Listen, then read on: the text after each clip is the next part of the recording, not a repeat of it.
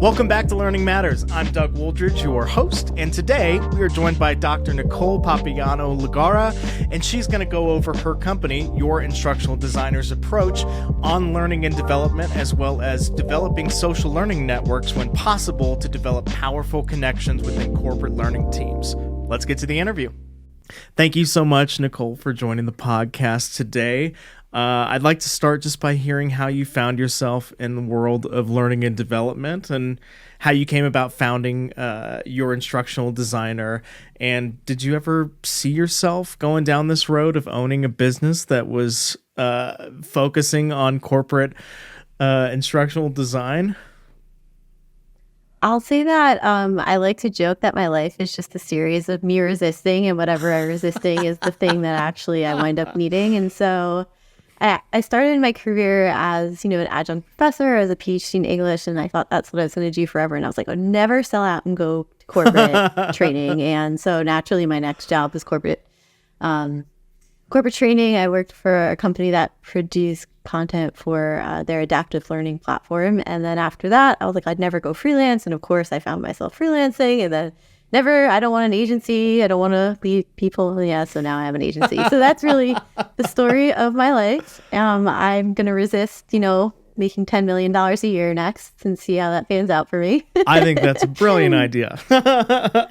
Funny how that goes, though. It is funny. You step into, you wake up in the morning, you're like, I'm going to do this thing today. And then all of a sudden you're doing another thing. And then that leads to where you are here with this awesome company. So we got a chance to speak for just a little bit a couple weeks ago, and something that you said stuck with me. You said something along the lines of, what does it take to make learning meaningful? People. So can you expand a little bit upon that and how that idea has kind of shaped the way that your company develops training? Yeah. So my goal since day one has always been to make learning that matters. And I really do ask myself all the time, what does it mean for learning to mean something? And at the end of the day, it is the relationships we make and the ways we use that learning to enhance those relationships, improve the world around us. It's rarely just to say we checked a box and added some knowledge to our brains, or even just to improve a system for the sake of improving the system, right? There's a human reason that we do the things we do. And as I talk to people about their meaningful learning experiences, 9 times out of 10, it came down to something that was happening in and among other people. I learned this really great thing from this amazing facilitator. I had this awesome conversation with my colleague. I stumbled onto Reddit and they all told me, I'll keep that one safe for work, WTA. And I learned a lesson about being a human that day. But so it really became about being human. And at the time I was thinking really heavily about these things, I was also kind of burning out on e-learning. And that was a space I had been in since I started my career. Sure. I was like, even as a nerd who loves learning, went to school for 14 years after high school for funsies, I'm not enjoying this experience 9 times out of 10. Right. So the average person who doesn't really love learning all that much or finds value in other things that they want to prioritize, we've got to do better for them. And so that's sort of how we started diving into scalable social learning. And the other piece was, of course, that teams are distributed now, so yeah, we can design a lot of in-person facilitator-led social experiences, but the reality is that a lot of teams, even if they're not remote or hybrid, they're operating on different schedules or from different locations. And so you have to find a way to connect people through learning that isn't just in person in a classroom. And that leads me perfectly into the next question, which is one of your guys' service offerings that you have is a social learning network. So can you tell me a little bit about what a social learning network is and what kind of makes it different from that old school approach for adult learning? Yes.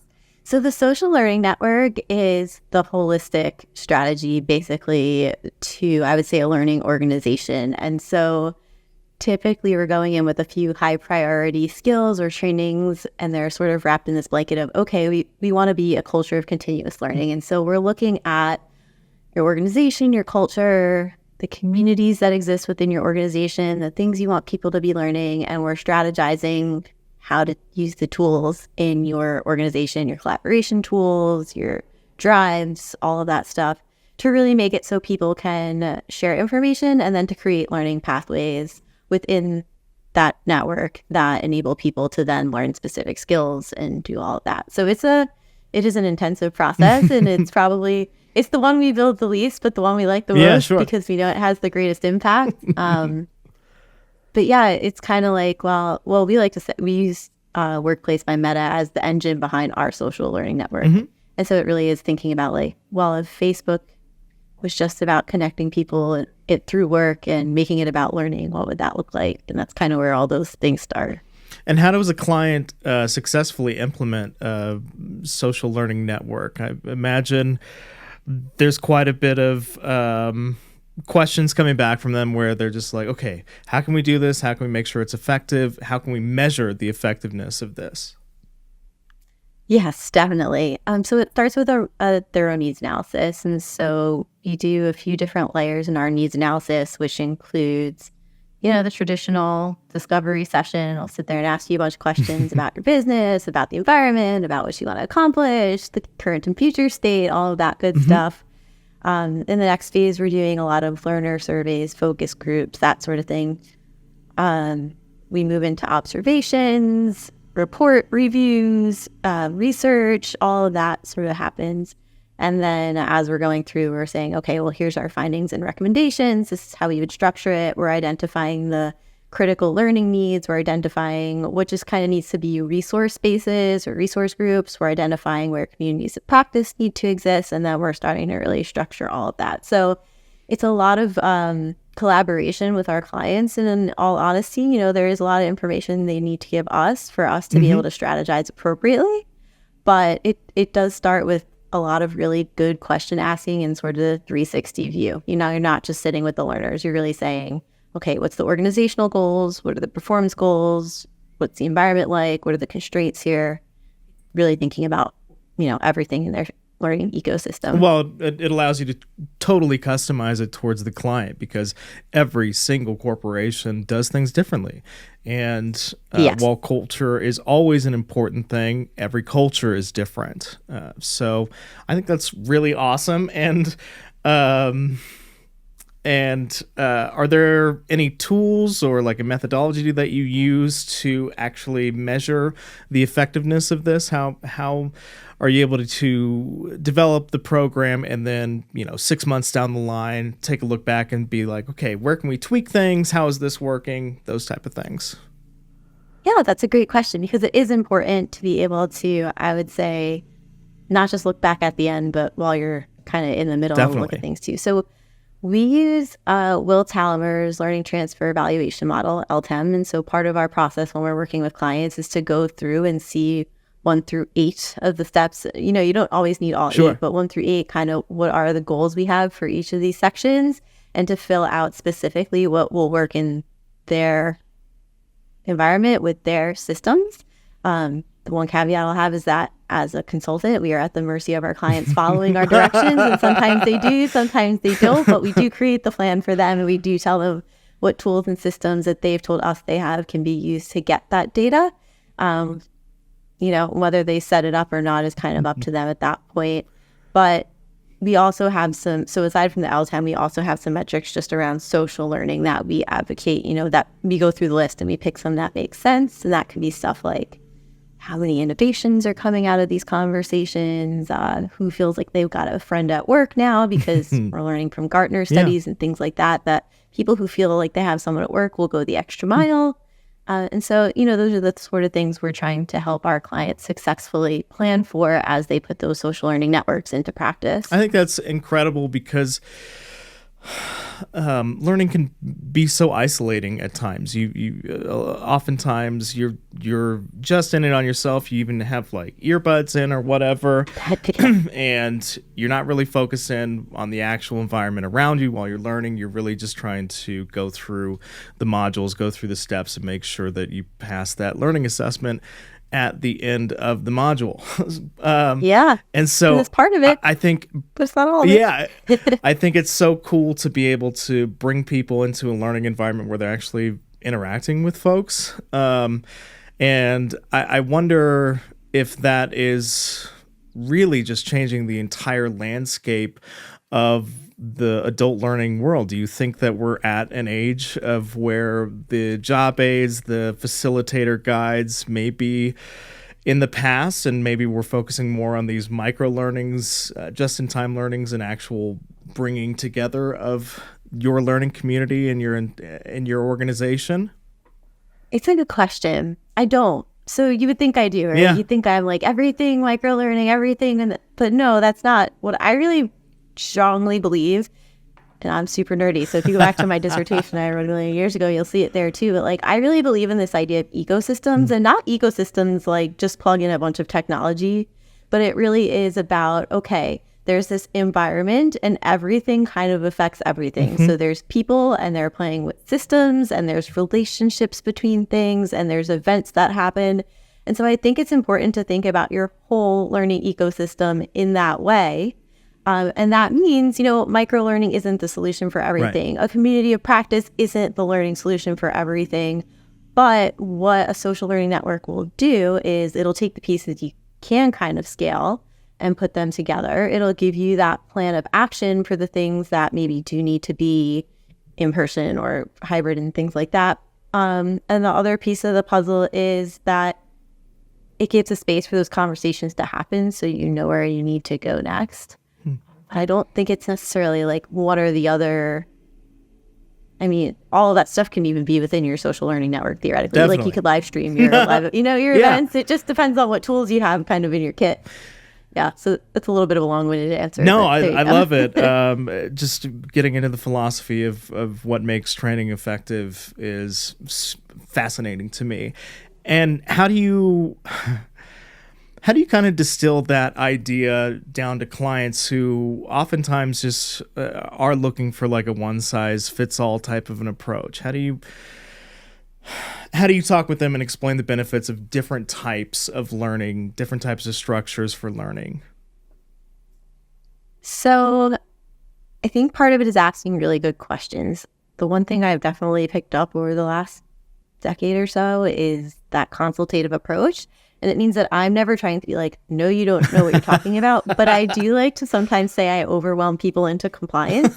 Because if you're asking the right questions, the meaningful questions, and they genuinely are not prepared, what they're going to realize is, oh, I didn't realize to even ask that question. Maybe I don't know enough to make this decision. And that's where then you can enter and kind of provide guidance because they want it and not because you're telling them you know it all. So that's definitely a piece of the puzzle. I think the other part is really focusing on some key questions like, where are you now? And where would you like to be? Asking them what their culture is, and then asking them again, okay, but what is it really? Because they'll give you, their slogan and their ideal, and just be like, okay, but if you didn't tell me the ideal, what does it look like now? So we know how to close that gap. I think it's emphasizing about meeting people where they are. Like, it's nice you think that's where people should be, but they're not. And so wouldn't it be better to be realistic and get them there than kind of just throughout your training? And just asking them what's at risk is another really important question, because sometimes they will forget. You just told me this AI teams training was really important, and now you're telling me you're going to run 3 other types of training at the same time. That's fine, but just know nobody's going to retain all that. Right. So how important is to you really what's at risk if it doesn't fail? Oh, they're going to let all of your patented information leak onto ChatGPT or an even less secure source. Whoopsies. Like, yeah, that's a problem. Whoopsies. So maybe if you think that's the problem, we should prioritize this and let's see what we can do here. Yeah. So the big thing being truthful to your own company and its strengths, its weaknesses, risks, potential lifts that can happen, and going into the conversation, maybe not necessarily utilizing the marketing team's verbiage for how your culture is, but really just getting down to, there's a training need here. How can we achieve that goal and find success? Can you tell me a little bit about the difference between the digital cohort side of things and then the social learning network, or do they kind of like combine together? Yeah, so I like to look at our services as like a funnel in some ways, not like a marketing funnel, but So I think, we do a lot of micro learning still. And so those pathways end up being kind of the bottom, that's one piece. Then you move up a little bit more and you've got sort of these blended learning experiences. And that might be, again, more of a pathway with a lot of things embedded. The digital cohort is really just that plus community. And so you're adding community, curation, all of that. And then a social learning network could just be the thing that is then wrapping all of that plus kind of your holistic learning and development strategy. It might be the place you're communicating things in addition to the training. And so they can all play together. You might decide within your social learning network, you need to be running a cohort, and the community for that cohort and the resources need to live in your social learning network. And so they're kind of just, I would say, layers or levels of L&D at that point. Like one is a big solution, holistic solution. One is a programmatic solution. And then the micro learning could be a number of things, but it's usually like a really targeted training need. I think it's brilliant. I think having that structure makes it much easier for folks that are coming and be like, I don't exactly know what I want, but I know where we need to start here. And then we can just kind of grow from there. And having those growth opportunities for them seems to be incredible. So tell me a little bit about your team. How did you come together and kind of work together to form these methodologies, these ideas on how you wanted to bring successful training to your clients? So one of my first team member, it wasn't very long ago, maybe 3 years ago, and it was a virtual assistant, right? So, because I needed help, and the team, I guess I kind of realized, I still need more help, but also like I can, because remember, I was resisting very much moving from freelancing to being an agency, which was ironic because I already probably worked with about 20 people in a year that I was subcontracting different things to. But I came to really be like, okay, well, where are my shortcomings as, a professional, or where are the things where if I had someone doing this, it would strengthen our ability to then provide these services to other people. And so the first hire was actually my intern. I would say my first full-time on-staff hire was my intern, Rocio Granella, who's now our project manager. And her skills were so complementary. She was pursuing an MBA. She was really a numbers person, but she also had a teaching background and a learning design background. So she's like, I kind of came in to this internship to learn that stuff, but I don't want to do that. That's what I learned from my internship. I want to do like numbers and operations and things like that. I was like, that's perfect because that's what I've been thinking I need for the last, So it was serendipitous. And then, we started to see that we were getting a lot of projects. And so the next year when we had our next intern, the person, Katie Hines, who's a fantastic ID, was like, oh, I really want to leave my editing job. I don't know. Hopefully I'm not calling anything out that no one knows, but I'm thinking about leaving my editing job because I really want to pursue learning design. And I was like, you know what? Let's just cut the internship short. You're hired. And so she became part of the team, and she's just incredible. Same thing, Diego, same thing. He ended up being an intern, and then I was like, oh, we actually really need someone who knows marketing, community building, and graphic design, all of that stuff. And so he just rolled right in as our junior digital designer. Rocio told me I've set a dangerous precedent of hiring my interns, and so we'll see who's on the team next. But I do think even so, like even the freelancers we hire, everyone, we're really collaborative spirited. We're candid, but not, we're candid but kind. Like everyone will call everybody on, I don't want to say call because that's not even the right terminology, but we're willing to point out mistakes or work with each other. We're saying like, I can't do that. And that's really important. The people who haven't worked well with us have basically been the people who kind of, I would say, like phone it in, like don't really want to be a team player, but also like just give me the bare minimum of work. And so my team that's not their spirit. Like they will go above and beyond even when maybe they shouldn't. Well, this is such a collaborative industry. And to make good training, you need a group of people that are going to work well together. Not just to keep, the deadlines, the budget, all that good thing in check, but to really work together to find those solutions and turn them into solid training modules for, whatever the needs are, whether it's on that lower end of the funnel with the micro learning and stuff, or whether it's building an entire network for your company. They're a big part of deciding all that. Yeah. Like you said, we have those conversations monthly. We have a Your ID day where we can either do trainings or just kind of sit and talk about things or have a social hour. But every time I'm trying to make a big strategy decision as a leader, I try to kind of bake my ideas a little bit, but it always comes to them.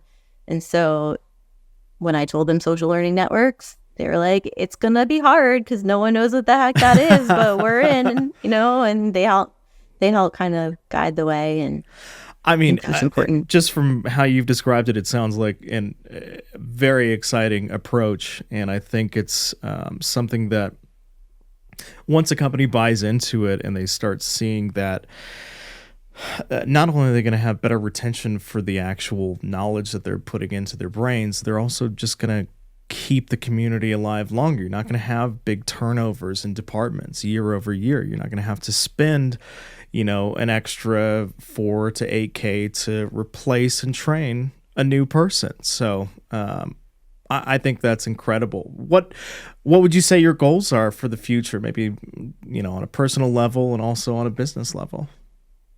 Yeah. So I can start the easy one, which is always the business, because we kind of know where we're going. So we just want to bring scalable social learning everywhere we can. We want to do that. We love building cohorts. Mm-hmm. I think that's our favorite thing. We love social learning networks. They're wonderful, but we recognize they're not for everyone. And They take a really heavy lift. But the thing we can do like tomorrow, literally within 6 weeks, we can deliver you a cohort blueprint for a 90-day program. Really? So yeah, awesome. That's our favorite thing, blended learning cohorts. I think that my group just loves doing that.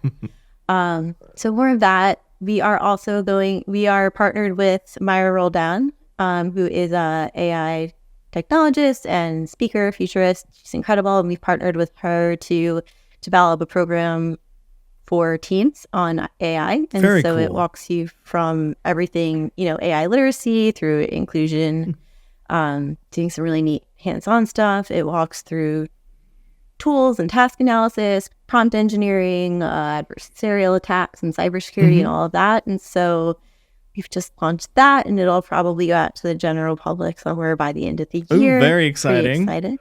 So that'll be a big goal for us to really roll that out, because I think it's very much needed. And then we're hoping to roll out our social learning program for L&D professionals this year as well. So those are the big goals. Personally, I have no idea. Just maintain sanity. And it's like a crazy year. I won't trauma dump on people, but it's been a crazy year in my personal life. And so I think it's been a good lesson for me, and just like not controlling things. Or also I had to learn, I didn't apply for some things thinking something was going to happen in terms of like conferences and stuff. And then it didn't. And now like, I should have just put my proposal in. And, if I got in, I could have just arranged something later. But so I've learned some good lessons, I think, that I'm going to work on continuing to adopt, about going with the flow and not saying no to things. I like that. Preemptive.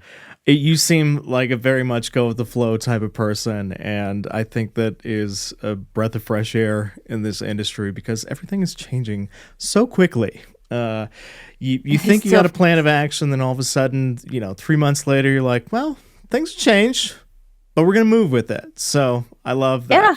Thank you so much, Nicole, for joining us, and I wish you guys the best of luck. I can't wait to keep tabs on you and really see what you're all coming out with. It's very exciting. I think it's incredibly innovative. I think really the beauty is that you're taking learning away from the individual and bringing it to the community, and I think that is incredibly important. There's a lot of folks right now that are getting into that like TikTokification of micro learning and stuff, which is nice. It does add a little bit of the social side of it, but I think truly making it a community and, working with an entire team as opposed to just focusing down on the individual, I think that's incredible. I think it's a very exciting approach to adult learning. So thank you for sharing that with us. And anytime you guys got anything exciting coming up, please jump on the podcast. We'd love to have you again. Thanks, Doug. This was a great conversation, and I'm really glad we could chat.